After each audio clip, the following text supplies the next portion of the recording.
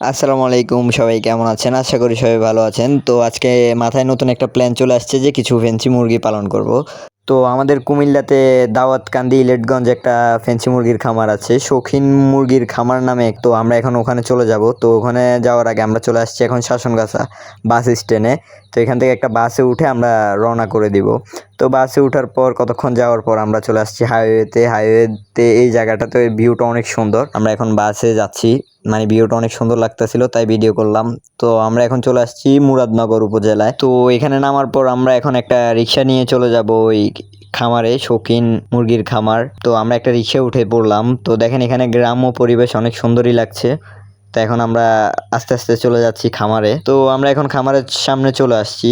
তো এই পাশে হলো খামার, ওই যে হাঁস দেখা যাচ্ছে। আপনার এই পাশে হলো খামার। তো আমরা এখন রাস্তাটা পার হয়ে এখন খামারের ভিতরে চলে যাব। তো আমরা খামারের সামনে এখন চলে আসছি। এখন আমরা ওনাদের একজনকে কল দিব, কল দিয়ে বলবো আমাদেরকে ভিতরে নিয়ে যাওয়ার জন্য।